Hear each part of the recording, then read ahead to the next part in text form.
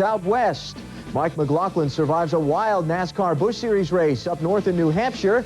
And Mark Martin rolls to a second consecutive NASCAR Winston Cup Series win. Those stories next on Inside Winston Cup Racing.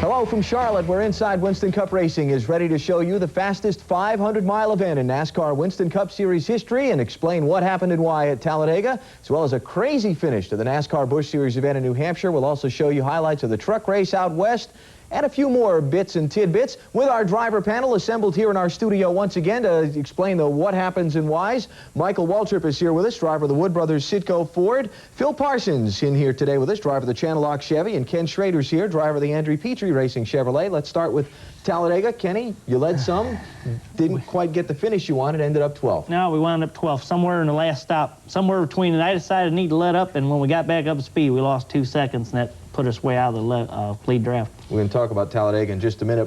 Phil, not a bad day at New Hampshire, ended up with a top 5 finish. Well, we did. We really thought we deserved a little bit more and should have had a little bit more. So it's really just, you know, if you can be disappointed and finish 5th, we are. Michael, I guess we'd almost copy Ken's comments for you. You had a good day and led some, but didn't get the finish you wanted. I know, it was disappointing at the end, but nevertheless, the car ran real well all day long, and I was proud of the team, the pit stops and so forth. We just kind of got shuffled out there at the end and couldn't get the finish we felt like that maybe we deserved. We're going to talk about what happened that shuffled these guys and a bunch of others out of the lead pack, which at one time was 41 cars strong. A pretty good distance into the Winston 500 as we look at Talladega, Loudon, out west at Evergreen, and lots more over the next hour. Today on Inside Winston Cup Racing, we'll catch up with Ricky Craven, the new driver of the Bud Brigade for multi-car team Hendrick Motorsports. It's already been a season of ups and downs for the young driver. And have you ever wondered who keeps track of the race cars as they leave pit road? You'll get to meet the NASCAR official who keeps it all in order.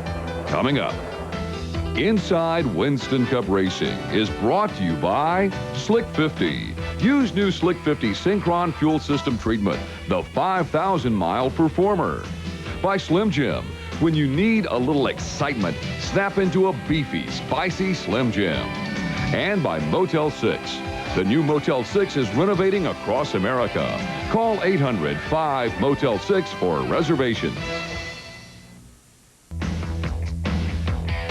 As Inside Winston Cup Racing continues, we check some of the headlines of the racing week. This is Doyle Ford in the drivers' meeting Saturday at Talladega, making a somewhat surprising announcement that the Coca-Cola 600 at Charlotte, coming up a week from Sunday, would be his last as the chief starter for the NASCAR Winston Cup Series. Doyle going to retire after some 38 years as a racing official, and he will certainly be missed. This is Friday before the practice at Talladega.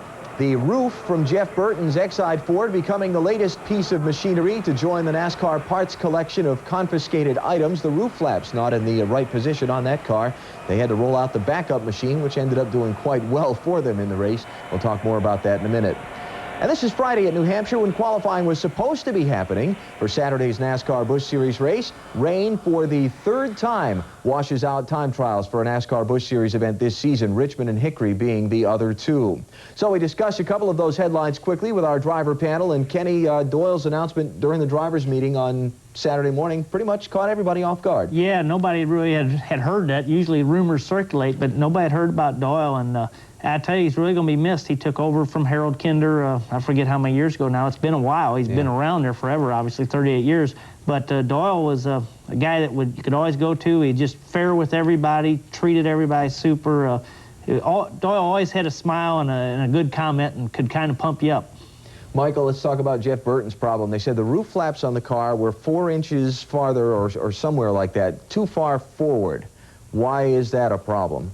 Well, NASCAR mandates where those roof flaps need to be located in the roof area, and when they're not exactly where NASCAR thinks they should be, it probably gets them to start thinking, well, why is that? You know, what have they done to this car in order that they needed to move the roof flaps? When we were at Talladega a couple of weeks ago, that car had a tough time getting through inspection. They had to Bondo and repaint the whole back of that roof. So I guess when they showed up this time around, NASCAR was still looking that thing over and decided that something wasn't exactly the way they needed it to be, and had them chop the roof off and get another car out. And one of the things that NASCAR thought about in being concerned with the position of the roof flaps is that they hadn't been tested that far forward on a roof of a car to know if they would work like they were supposed to if it got turned around backwards. Phil, qualifying at Friday in New Hampshire, getting washed out, help or hurt anybody in particular? Did it make a whole lot of difference? I don't think it made a great deal of difference. There weren't but 42 cars, just enough for a full field, so nobody had to go home because of the qualifying being rained out. But I tell you, my hat's really off to the officials at New Hampshire, the NASCAR officials, because Friday looked extremely dismal, and they stayed with it and kept trying to dry the track. They'd start drying it, and it would start raining again. They'd start drying it, and finally, I guess about 3 o'clock, it quit raining, and they kept working and working and working. I think we finally got on the racetrack about 5 or 5:15. That ended up being our only practice of the whole weekend. So I'm really appreciative that NASCAR, stayed with it. Everyone wanted to go home. Everyone that thought it was a washout wanted to go home, but they stayed with it, got the track dry, and got us on the racetrack. One other quick item to throw at you guys that I don't even know if you've heard about yet. As part of the reconstruction of Atlanta in making the dogleg on what will now be the front stretch that used to be the back stretch, they've decided they're going to repave the entire racetrack, repaving the corners at Atlanta. What'll that do come November? It ought to be real fast. First off, the dogleg, if the dogleg has a little bank to it, it should make the track faster anyway. And usually new pavements, makes for track record speed. So that could become like, I guess it's our third fastest track now, and it could, you're running faster there, top speed, than you are at the restrictor plate races, so it's just going to be faster yet. New configuration, new pavement. See a lot of guys probably save a test for that race later in the year? You might think so. There's a lot of racing to be done between now and then, and people kind of evaluate where they are, where they had trouble the first time around to the racetracks, how they do their testing. But Atlanta might be a good place to have one for the last race of the year. That place is going to be different, and it's going to be fast. Hopefully they'll put a dogleg in there that will have a lot of room to race on. Charlotte Motor Speedway's front straightaway is a nice dogleg, but we experienced one down in Texas that's a little too tight, and maybe we can learn something from that and make a good dogleg at Atlanta. All right, so that's a quick check on what is going on around NASCAR racing leading up to the green flags on Saturday. Take a quick time out, come back and get into the highlights of the Winston 500 next.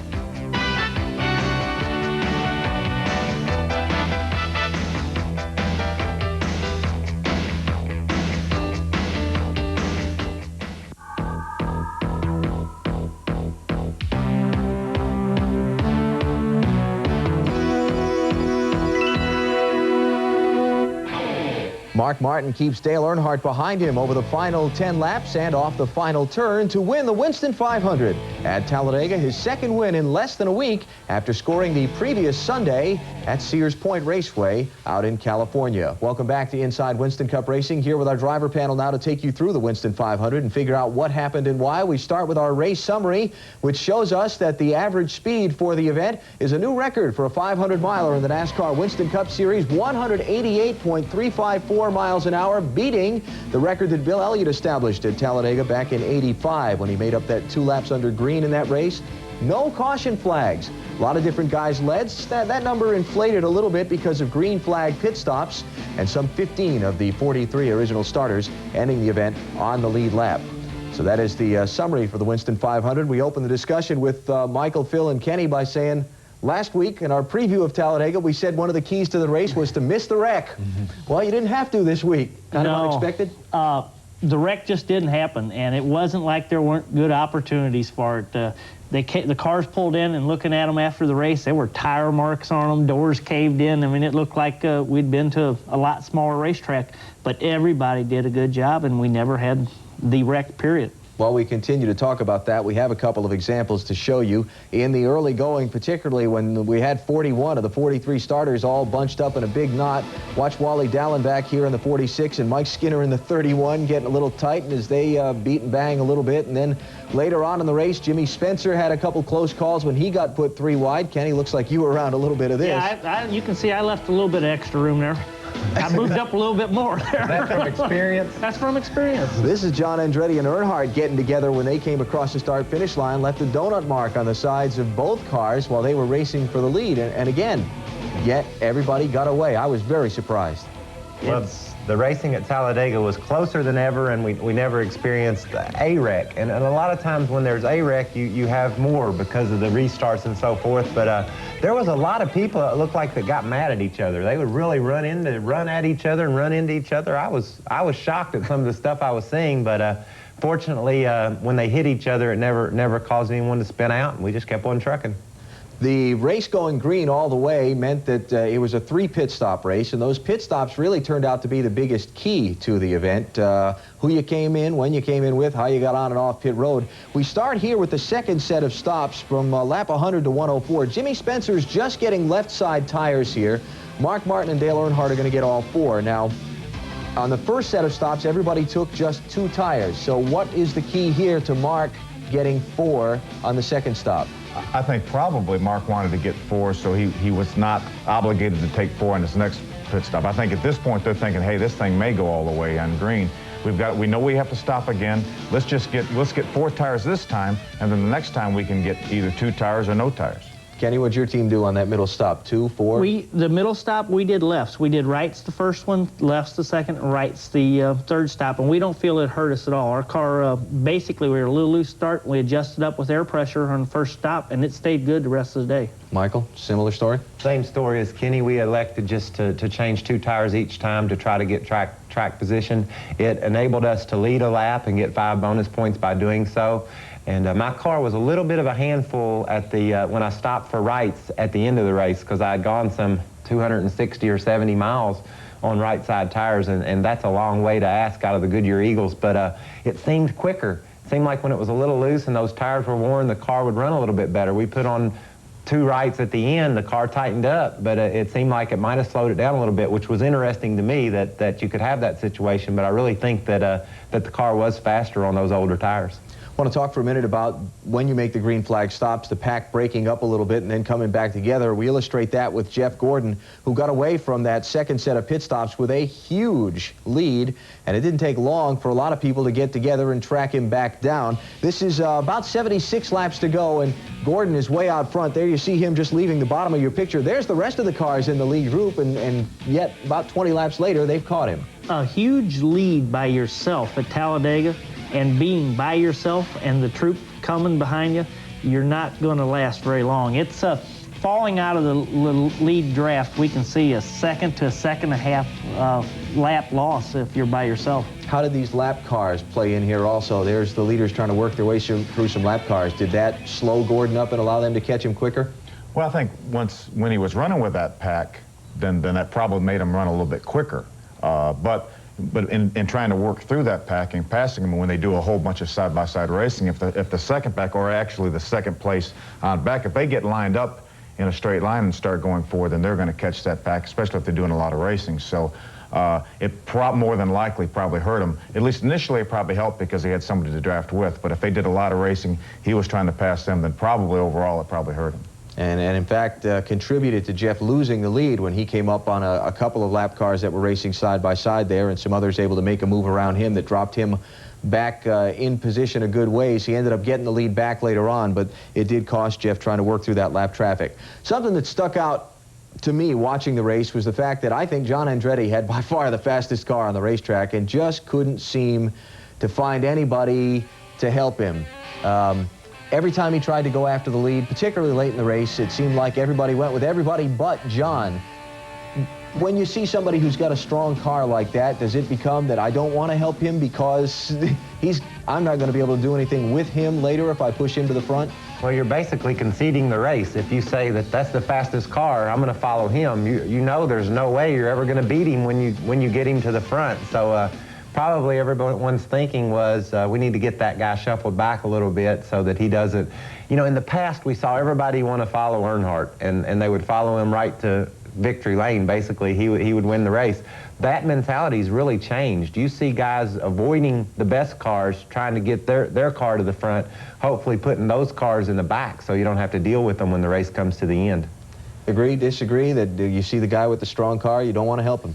Well, no, you want to help him in the very late stages of the race if you think it can help you. If you don't think you can win, but this really fast car can take you from 6th up to 2nd or so.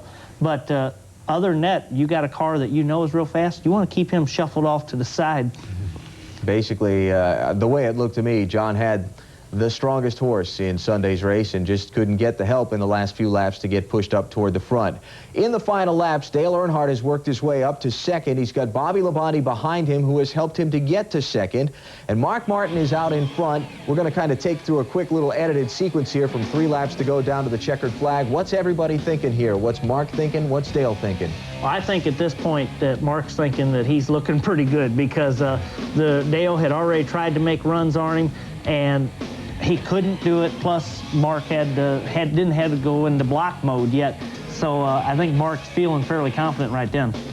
I think Mark is watching the mirror probably 90% of the time, and he's watching Earnhardt's hands, and wherever Earnhardt's going to go, Mark's going to go. He's going to put that car in front of Earnhardt. If Earnhardt goes up to the top of the racetrack to try to get some momentum, that's where Mark's going to go. If he stays right on the bottom, that's where Mark's going to go. And as Kenny said, I think Mark, felt pretty good because it looked like that they really couldn't get any run on him. And I know Bobby Labonte was going to help Earnhardt, but we've seen situations like that.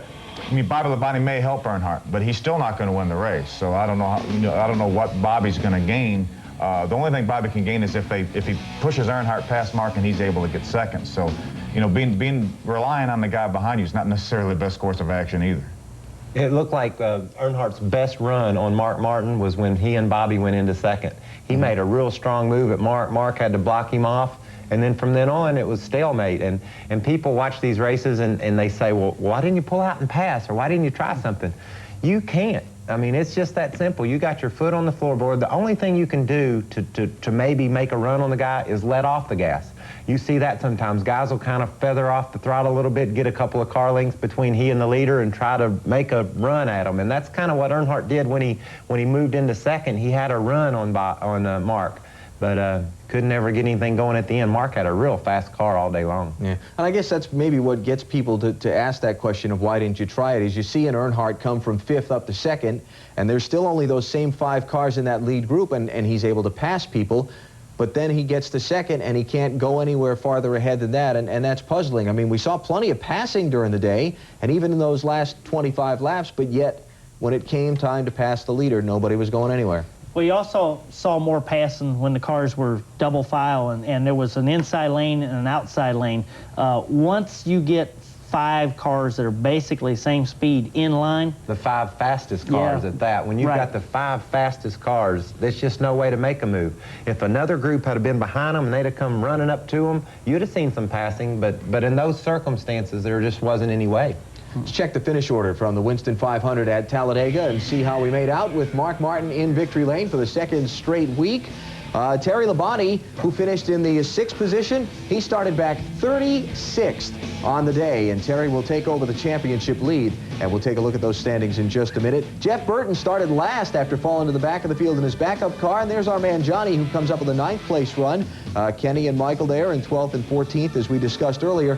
All the guys from 16th on back had been on the lead lap. A lot of them were guys that had problems on late pit stops, like Bill Elliott had a couple of lug nuts fall off a tire. He was in the lead group most all the day. So a lot of guys getting sorted out when they had those final set of stops with about 35 laps to go.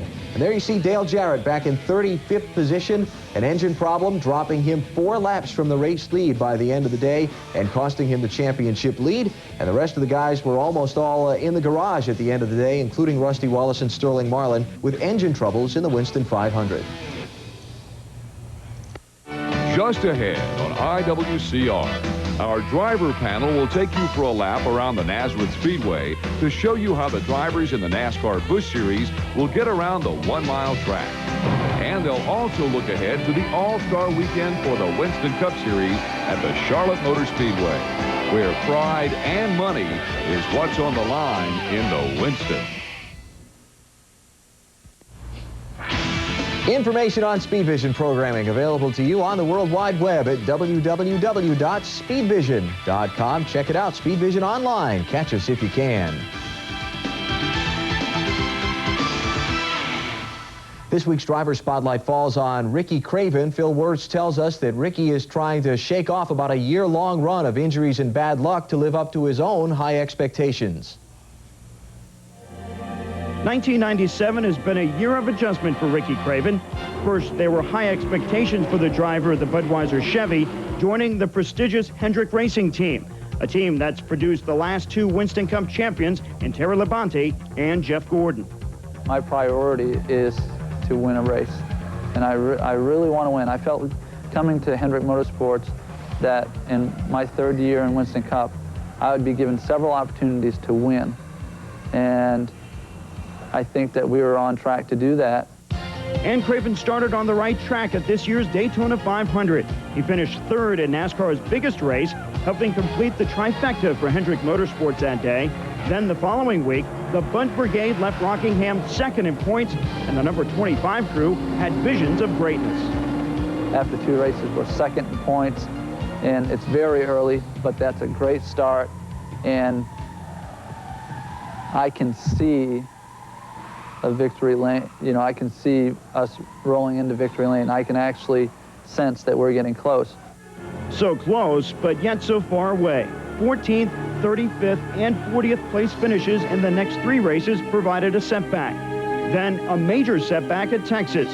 Craven slammed into a wall in practice. The result was a broken shoulder blade, broken ribs, and a concussion, leaving Craven watching Todd Bodine and Jack Sprague driving the Bud car the next two races. It hurts to see somebody else in your race car, I'll tell you that. Especially when it's a Hendrick Motorsports number 25 Bud car, and it's the opportunity that I've worked for all my life. Craven is now left looking for an opportunity to get back into the points chase. And helping him with that effort is 27-year-old crew chief Andy Graves. Graves came over from the Hendrick-owned Kellogg's team earlier this season at Rockingham. And Craven says Graves is just what that team needed. I really think that Andy coming on completed the package, because when I came to the 25 team, nobody here, nobody within the group stood up and said, okay, Ricky Craven's here, that's the difference. That's all we need to win a race, get this 25 team back in victory lane. And I raised my hand and said, guys, you know, Kenny Schrader's an awfully good race car driver. We all need to work to improve this. But there still were a few things missing, and I think that we've corrected a lot of that. And I know bringing Andy in and the way we communicate, and I think the friendship that we've built, something I want to preserve. How has he impressed you as a driver? He's got real great feedback. He understands the car. He can tell you what the car is doing at any point on the racetrack. He's really, really decent driver. I mean, I'm fortunate enough to work with Ricky. And the combination of Craven and Graves is one which could eventually see some success. Both are hungry, ambitious, and young. The average age between them is 29 years old, so the window of opportunity for this Bud team is wide open. If you look over the careers of some of the best race car drivers, between 30 and maybe 38, that's their prime. And I'm looking forward to that.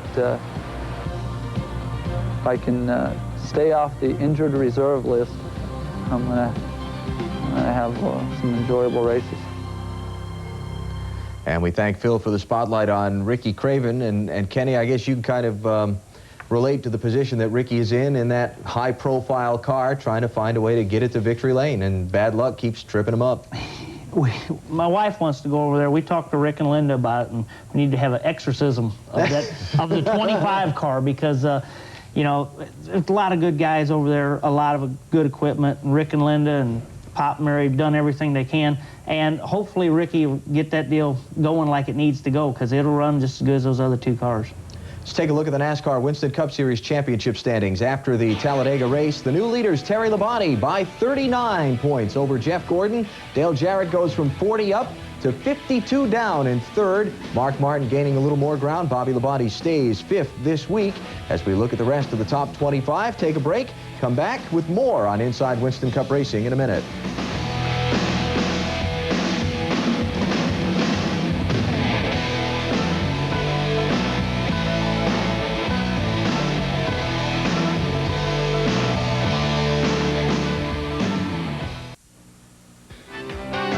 you have a question for our driver panel, send it on a postcard to IWCR Question of the Week. Post Office Box 240417, Charlotte, North Carolina 28224. Or email us at www.speedvision.com. And if we use your question, you'll receive this shirt and cap from Chase Authentics, the choice of champions, the authentic trackside apparel of NASCAR.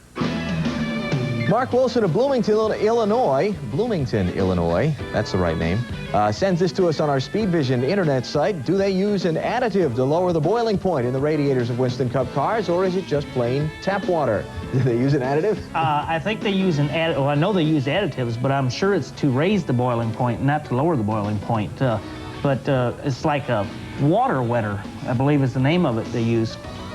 And is it the same for qualifying as in the race, or I mean, there's nothing different? No, the water's no different other than, you know, you're extremely cold when you qualify. And there's another thing that because it's a pressurized system, you know, the water in a race car engine will not boil at 212 degrees, even if it's just tap water, because of the pressure cap. We probably have somewhere between a 25 and a 30-pound pressurized cap on the top of the radiator, so the water won't boil even at 240 or 50 degrees. By the way, the writer of the question also wants to know if you're going back to Macon, Illinois Speedway this year. Mikey and I both are going to Macon, Illinois, June 10th, and Peebly, June 11th. All right, so there's the answer to your question, Mark. Yes, yes, there is something in the radiator, and yes, Mr. Schrader will be appearing at Macon, Illinois Speedway this year. Now let's move on to our nuts and bolts topic. Last week at Sears Point, how they score cars coming off pit road was a pretty big topic of discussion. We follow up on that this week.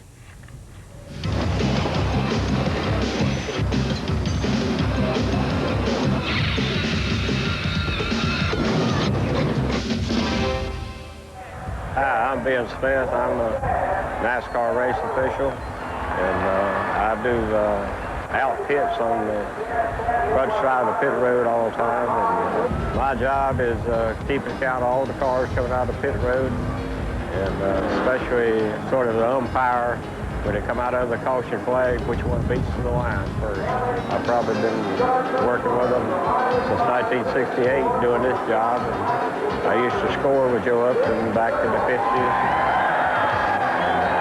Off and on. I've been doing this pretty regularly since then. I work about 22 or 3 races a year.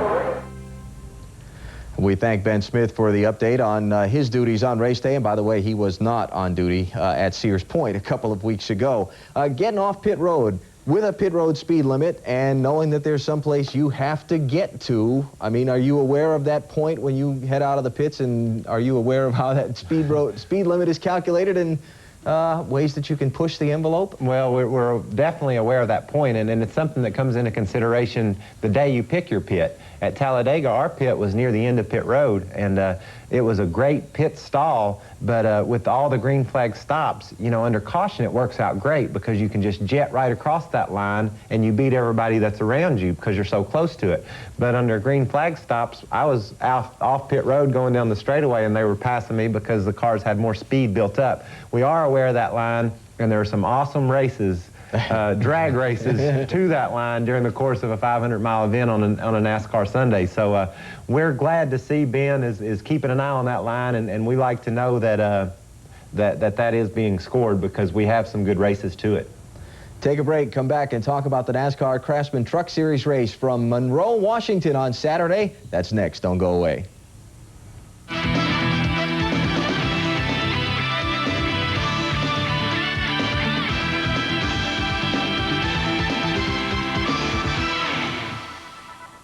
If you're into America's fastest growing sport, You got to read Winston Cup Scene. if you want the best photography in racing, up-to-date stats, technical and personality features, investigative reporting, plus commentary and analysis, call now to begin your subscription. You'll get 50 weeks of America's #1 auto racing weekly for just $48. That's less than half the newsstand price. So if you love Winston Cup racing, You got to read Winston Cup Scene. We do.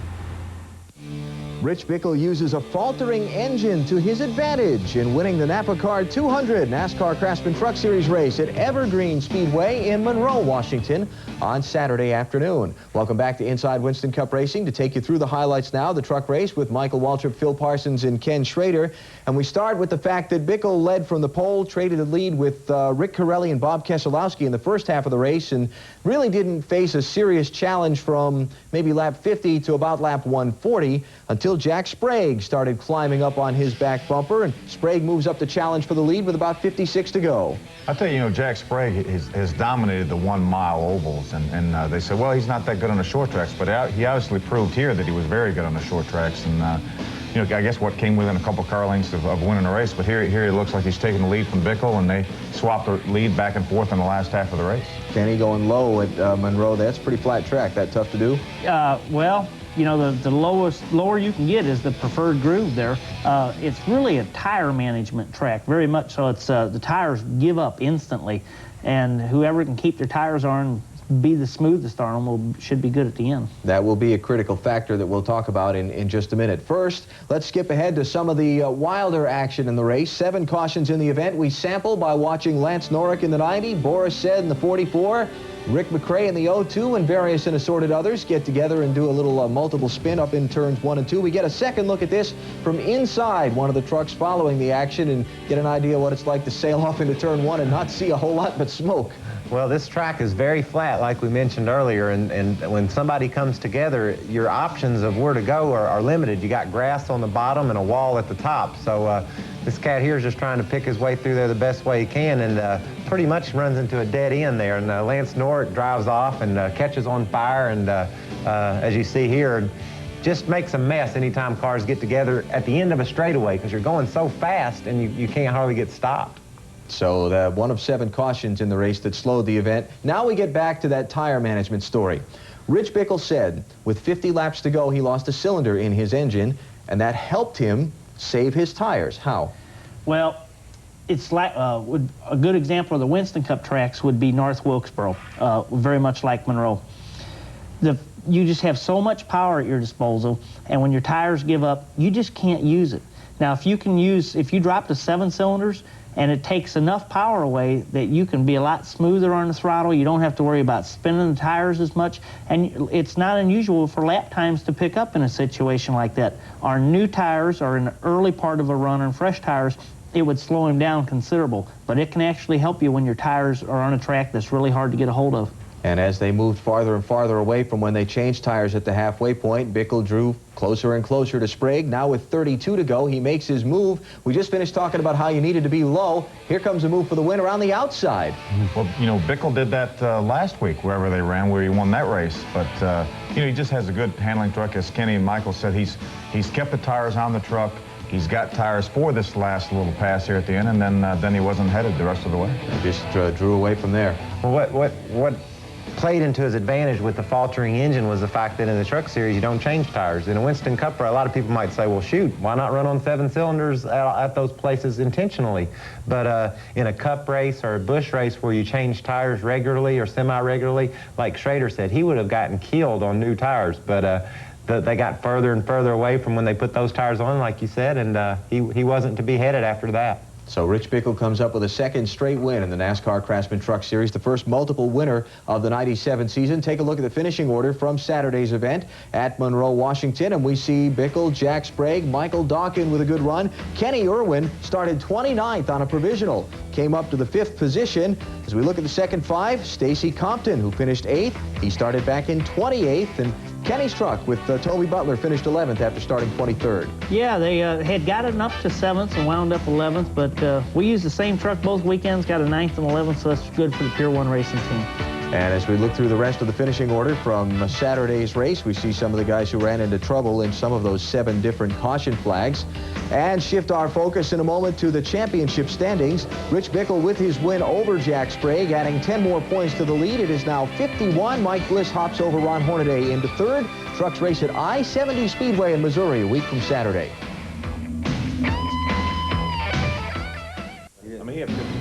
Mike McLaughlin comes out on top of a wild 3-lap scramble to the checkers in the United States Cellular 200 at the New Hampshire International Speedway. The NASCAR Busch Series up at the mile on Saturday afternoon.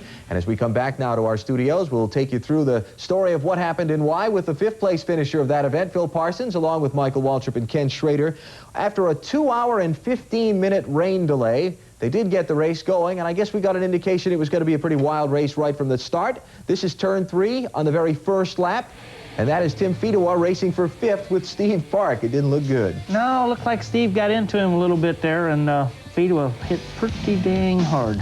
Got another look at this from the door of Curtis Markham's car, who was right in front of them, and it looks like Park slips pretty big up off the bottom as they come into the corner. Yeah, the track was incredibly slick when the tires were cold, and I'm sure that's what happened. Steve got in there and got a little sideways and then moved up the racetrack to catch the thing, and unfortunately Timmy was there, and he had nowhere to go, and I hit the wall there last year, very similar to that, real early in the race.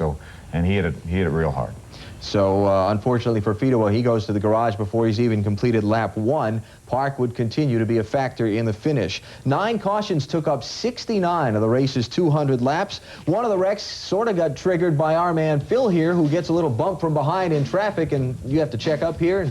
Yeah, truthfully, I got a little bit sideways, and then I think Dale Shaw is driving the 4 car for James Finch, and he got in me, got me a little bit more sideways, and in trying to save the thing, I think it seized the whole pack up, and then this mess here ensued. Here's a look from inside Phil's car and see what you're going through trying to save the thing as you get that little bit loose and get that little nudge. This is what I was talking about, the restarts on cold tires. I got a little sideways there, and then he hit me, got me real sideways. And you see how much gap I have between me and the cars in front of me. That's how much I slowed down, so that just bottled everybody up behind me.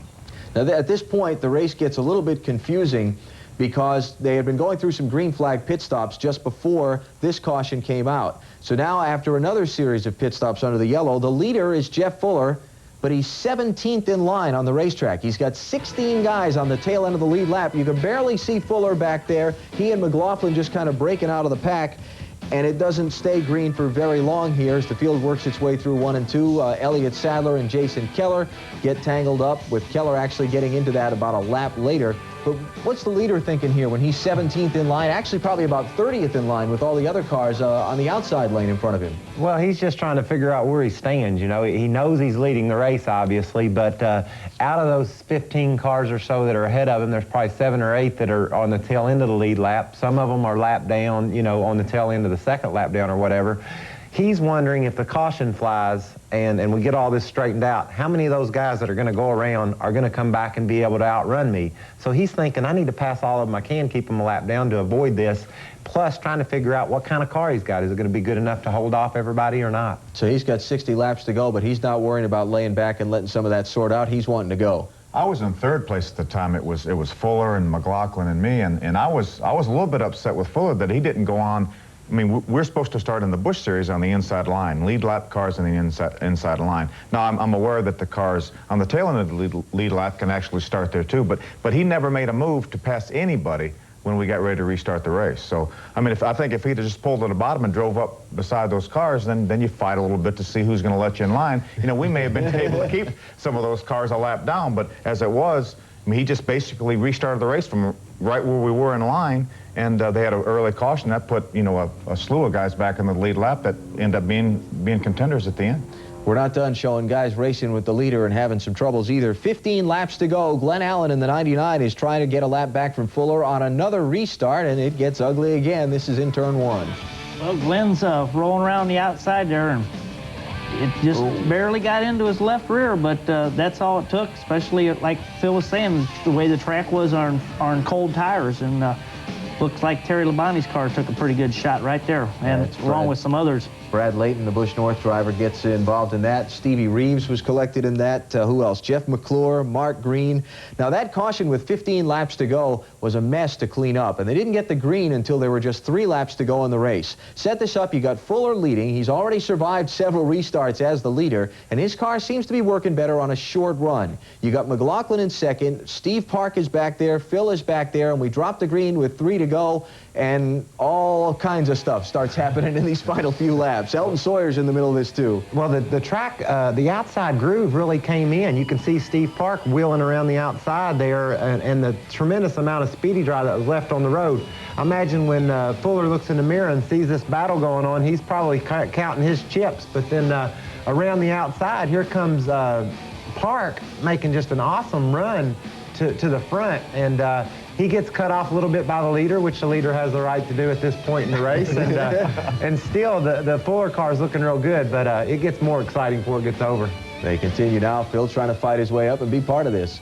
I mean, I was telling Michael before we started the show, everything I wanted to do, somebody else did. I mean, every place I wanted to be on the racetrack, somebody else got there first. And I mean, I had a good opportunity here 2 or 3 different times, and it just never worked out. We saw Fuller slip coming off 4. No contact from anybody there. McLaughlin goes around. Now Park is after him off the final corner and even tries to wiggle him a little bit as they come to the line. Well, I saw this right here, and we're almost to the line, and he wiggles him just a little bit.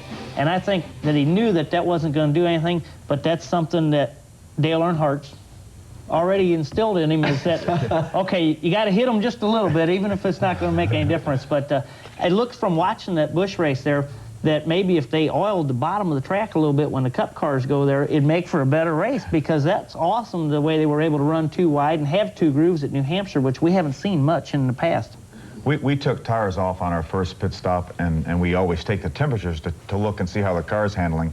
You know, normally we'd take them off at 200, 220 degrees. 105 degrees were out, or how cold the tires were. Wow, it was a very cold and rainy day. While we check the finishing order, continue commenting on Sunday's United States Cellular 200 at New Hampshire, Michael.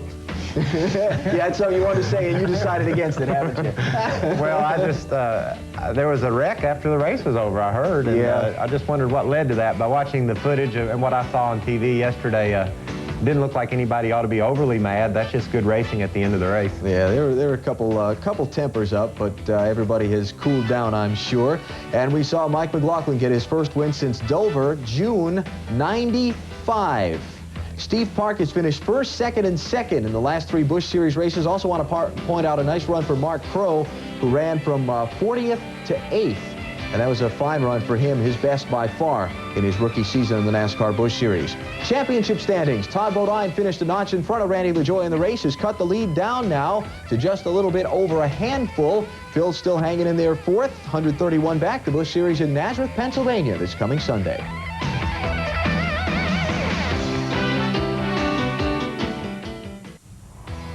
One year ago, Michael Waltrip takes a $200,000 payday, winning the Winston at Charlotte Motor Speedway Saturday night. On Sunday, Randy LaJoie holds off David Green to win the Core States Advantage 200 on the 5-turn mile in Nazareth, Pennsylvania. Both of those events, 97 editions, coming up this coming weekend. We come back now to our Charlotte studios to preview the Winston and the NASCAR Busch Series Nazareth event with Michael, Phil, and Kenny. And Michael, I guess we start with you. And 1 year ago, a big win was a spectacular night.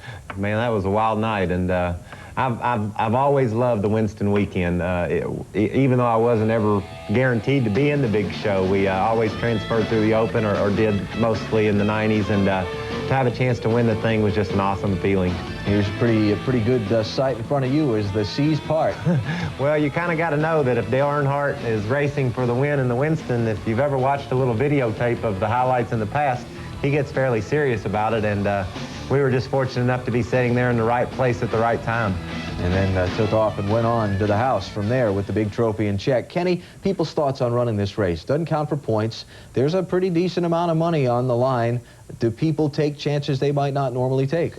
I think so, for sure. I mean, it's, first off, the deal that you can take the chances and it's not going to hurt your points championship standing. That's nice to know.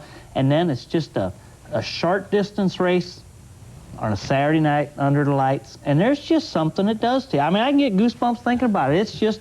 It's big time Saturday night racing, and it's fun. Phil, you'll be on one of the most oddly shaped tracks on the Busch Series this weekend up in Nazareth. We're going to take a quick tour around that 5-turn mile. This racetrack has got to be the most awkward thing to drive, at least you'd think from looking at it on the outside. I'm going to kind of do like I did last week. I've never run good there either. Michael, I know, has run well there. I'm not even sure if Kenny's raced there, so Michael, tell us about this. Well, this is turn 2 here. It's off camber almost, feels like. Flat turn that leads onto a pretty fast, long back straightaway. And this straightaway goes downhill somewhat. So when you get down here to turn 3 and dive in here, you're hauling the mail. And it's a deal where you really need to hug the bottom. The car here is passing a guy. That's why he wasn't there. And this first turn right here past the start-finish line, you don't even know it's a turn when you're standing in the pits. You look out there, you know, and you see somebody come by and they let off. And you say, why is he letting off going down the straightaway? But it's so flat and so fast at that point in the racetrack, you got it. It's a 5-turn track for sure. And that first turn is maybe one of the most important turns. I ran there one time, Phil. I ran real good there. We started 40th and wound up 4th in a borrowed car that didn't get any hot laps. The only change they've really made to the track since then is they paved it. Well, you can help me a lot then. Yeah, with that track. yeah. The racetrack started its days as a dirt mile. It was probably, what, a Silver Crown car? Silver Crown car Yeah. in 83 is when the year they, 82 is when they reopened the track. Right. It was reopened then, paved several years later when Penske took it over. But it's seen some times in the dirt days, too. Could tell you some stories about that. So 5 turns on that racetrack. Difficult to pass, easy to pass. Sum up how important qualifying will be Saturday. I think qualifying will be important. You know, we got to look at the track, and you know, you can get some people coming off the corner. A good place to pass is off the last corner, and I'm not even sure what number they call it. But you know, if somebody pushes out a little bit, you've got a real wide exit to that corner. You can get underneath somebody, and then you beat them down to the little kink in turn 1 that Michael was talking about. So there are a couple good passing areas, but qualifying up front is very important. 2 years ago, we qualified somewhere around mid-pack. I mean, they had a big wreck, and the track's really blind through turn 2, and about 8 or 10 of us piled in there, and we all got wrecked. So it is important to start up front. Try to dodge a shrapnel that may hit mine. Charlotte Saturday night, Nazareth on Sunday. That and more next week right here. Valvoline, Roush Racing, and Martin are signed through the year 2000. We'll sit down with the determined driver of the number 6 Ford Thunderbird next week on Inside Winston Cup Racing. On the racing calendar this weekend, the Winston & Winston Open at Charlotte Saturday night. Southwest Tours outside of Denver. Northwest Tours in East Wenatchee, Washington. Sunday, the Busch Series, Busch North Series, and the Modifieds in Nazareth, Pennsylvania. The All-Pro cars are in Salem, Indiana. And the highlight of the racing weekend, perhaps, at I-55 Speedway in Peevely, Missouri. World Outlaws Sunday night racing at 7:30. All right, thanks for your help today, guys. For Ken Schrader, Phil Parsons, and Michael Waltrip, Alan Bestwick, see you next Monday at 8.